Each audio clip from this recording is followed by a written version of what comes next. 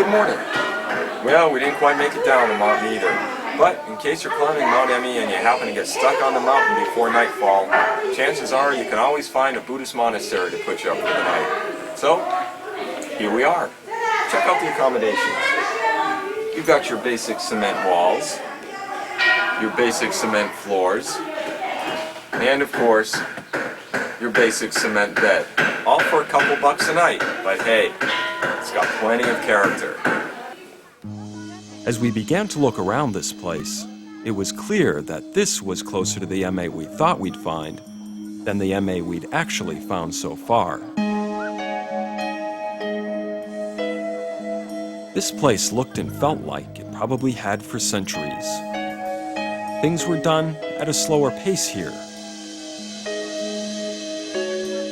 Wooden barrels were made, as they always had been.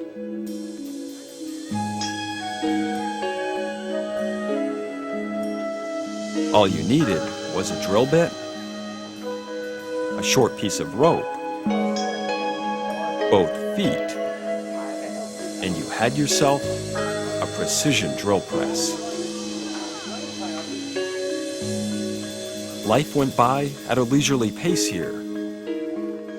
The smoking urn defined the rhythm of the days.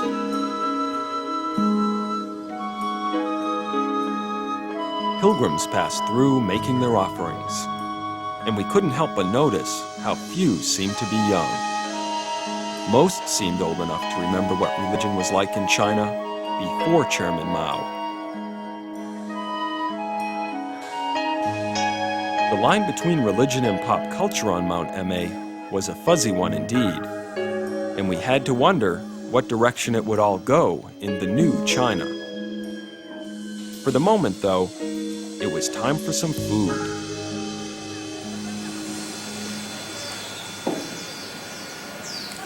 We're here in the monastery dining room. As you can see, it's fairly austere, similar to the bedroom. We're currently having breakfast. I'm here having a bowl of congee. It's a sort of a rice gruel, tasteless, bland. Certainly it won't be found in the next issue of the Frugal Gourmet. And here we have a type of roll. You can see it sort of has the consistency of a super ball. All in all, breakfast in China is probably best skipped. So the Chinese breakfast cookbook wasn't about to become a bestseller. That wasn't what this place was all about. This little monastery in the woods was tonic for the soul. It seemed the essence of that Eastern spiritual retreat that we in the West so often romanticize. Tension seemed to dissipate into nothingness here, as if the air itself were a sweet narcotic. This was an idea worth keeping, and we were sure that as we reached the summit, we would find the ultimate expression of this immense tranquility.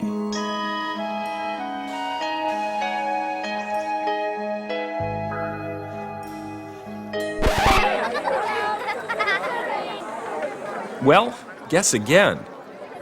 Welcome to the summit of Mount Ma. What was once a solemn religious site now seemed more like a Chinese version of a theme park. Instead of tranquility and spiritual renewal, there were plastic trinkets, Polaroids, and more monkey men. Trying to find peace here was like trying to dodge bullets at the firing squad. Once again, our foolish hearts had led us astray. For better or for worse, the consumer culture had arrived on MA, and it looked like it was here to stay.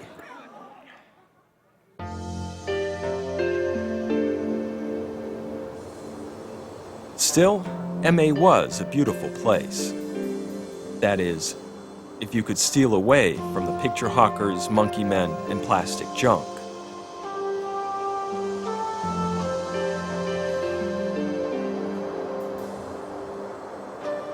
There was always a quiet little nook overlooking the misty ranges of Sichuan province where a contemplative soul could still ponder the questions of life, or just daydream until heart's content.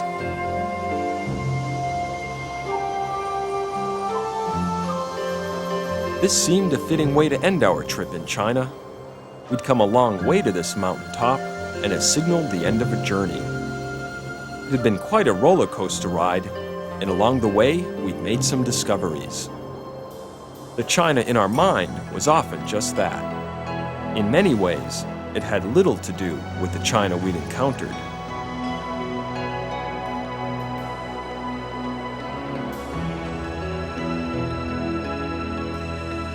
As we packed our bags, we couldn't help but reflect on all we'd seen and done here. China was not a place that was easily understood. The West had been trying for centuries, and now we added our 2 cents. Like it or not, the Chinese were finding their own way into a consumer culture, and were perhaps becoming more like us than we care to recognize. But it was happening. The global village was indeed shrinking, and not even the Chinese, who had put a wall up to the world centuries ago, could resist it any longer.